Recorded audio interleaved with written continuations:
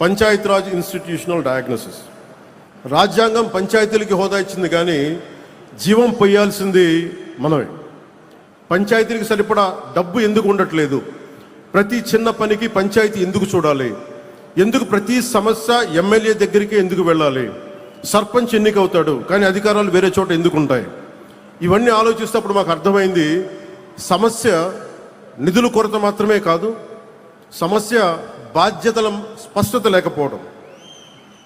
Authority ఒక చోట, responsibility ఇంకో చోట, అకౌంటబిలిటీ మరో చోట.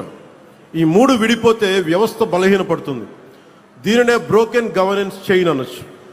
అందుకే మేము ఒక ప్రాథమిక సూత్రాన్ని ముందుకు తీసుకొచ్చాం. గ్రామ సమస్యలకి పరిష్కారం గ్రామంలోనే వెతకాలి. ప్రజల జీవితాలను ప్రభావితం చేసే నిర్ణయాలు ప్రజల సమక్షంలోనే జరగాలి. అందుకే గ్రామ సభలను కేవలం ఒక అధికారిక సమావేశంగా కాకుండా గ్రామ ప్రజాస్వామ్యానికి కేంద్ర బిందువుగా మార్చే ప్రయత్నం చేశాం. గ్రామానికి ఏమి కావాలి, ఎక్కడ రోడ్లు కావాలి, ఎక్కడ తాగునీటి సమస్య ఉంది, ఎవరికి ఇల్లు అవసరం, ఎక్కడ పారిశుద్ధ సమస్య ఉంది, ఈ నిర్ణయాలు కార్యాలయాల్లో కాదు, గ్రామ సభల్లో జరగాలి. ఎందుకంటే ప్రభుత్వానికి కనిపించని సమస్య ప్రజలకు కనిపిస్తుంది. అధికారికి తెలియని అవసరం గ్రామస్తుడికి తెలుస్తుంది. గ్రామ సభ బలపడితే సర్పంచ్ బలపడతాడు. సర్పంచ్ బలపడితే పంచాయతీ బలపడుతుంది. పంచాయతీ బలపడి ప్రజాస్వామ్యం బలపడుతుంది. అప్పుడు మాత్రమే ప్రతి చిన్న సమస్య స్థానిక ఎమ్మెల్యే గారి టేబుల్ మీదకి రావాల్సిన అవసరం ఉండదు. అప్పుడు ఎమ్మెల్యేలు అసలు తమకి నిర్దేశించబడ్డ అసలు బాధ్యతలపై దృష్టి పెట్టగలుగుతారు. ఎమ్మెల్యేలు ఉపాధి విధానాలపై దృష్టి పెడతారు, పరిశ్రమల రాకపై దృష్టి పెడతారు, యువత భవిష్యత్తుపై దృష్టి పెడతారు, రాష్ట్ర భవిష్యత్తును నిర్మిస్తారు. కానీ రాష్ట్ర భవిష్యత్తును నిర్మించే ఈ ప్రక్రియకి ఒక బలమైన లీడర్షిప్ క్యాపిటల్ అవసరం. ప్రజాస్వామ్యంలో నాయకత్వం ఒక రోజులో పుట్టదు. నాయకత్వం పైనుంచి నియమించబడదు, సమాజం నుంచి ఎదుగుతుంది. గ్రామ సభల్లో రూపుదిద్దుకుంటుంది, పంచాయతీలో తీర్చిదిద్దబడుతుంది. అందుకే పంచాయతీరాజ్ వ్యవస్థ కేవలం ఒక స్థానిక పరిపాలనా వ్యవస్థ కాదు, అది ఒక నాయకత్వాన్ని తయారు చేసే ఒక ప్రజాస్వామ్య పాఠశాల.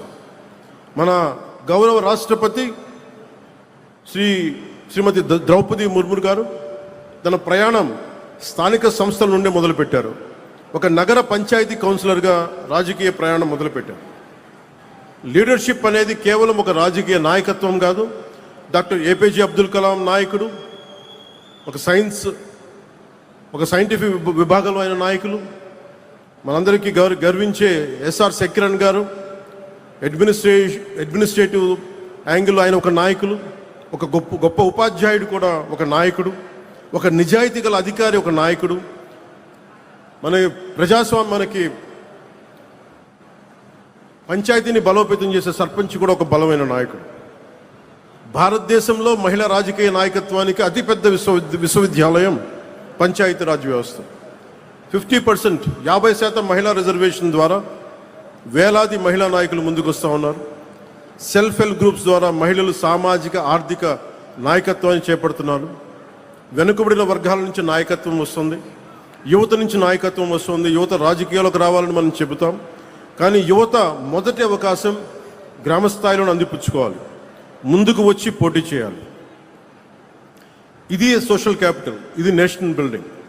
ఇప్పుడు అసలు ప్రశ్న, మనకి ఈ ఆలోచనల్ని గత 2 సంవత్సరాలు ఎంతవరకు ఆచరణలోకి తీసుకురాగలిగాం? అభివృద్ధికి మొదటి అర్హత స్థిరత్వం.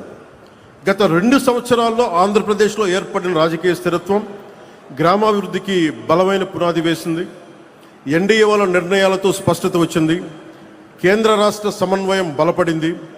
ఆ స్థిరత్వాన్ని ఆధారం చేసుకొని ఈ రోజున పెట్టుబడులు కావచ్చు, ప్రభుత్వాన్ని గ్రామాన్ని మళ్ళీ పరిపాలనా కేంద్రంగా నిలబెట్టే ప్రయత్నం ప్రారంభించింది. అందులో భాగంగా 13,326 పంచాయతీల్లో ఒకేసారి గ్రామ సభలు నిర్వహించడం జరిగింది. ప్రజాస్వామ్యాన్ని ప్రతి గ్రామం గడప వరకు తీసుకెళ్ళగలిగాం. ప్రతి పంచాయతీకి ఒక కార్యదర్శి వ్యవస్థని బలోపేతం చేశాం. స్థానిక అవసరాలకు అనుగుణంగా కొత్త పరిపాలనా విధానాలను రూపొందించాం. గ్రామ పంచాయతీల పరిపాలనా సామర్థ్యాన్ని బలోపేతం చేశాం. పల్లె పండుగ ద్వారా గ్రామాభివృద్ధిని ప్రభుత్వ కార్యక్రమం నుంచి మంచి ప్రజా ఉద్యమంగా మార్చాం. స్థానిక నాయకత్వానికి గౌరవాన్ని పునరుద్ధరించడం, ఇర్రెస్పెక్ట్ ఆఫ్ ద పొలిటికల్ అఫిలియేషన్స్. స్వర్ణ పంచాయతీ దిశగా ప్రయాణం ప్రారంభించాం. ప్రతి ఆలోచన సిద్ధాంతంగా మిగిలిపోకుండా ఫలితంగా కనిపించాలనే దానికి స్వర్ణ పంచాయతీ కేంద్రంగా ఒక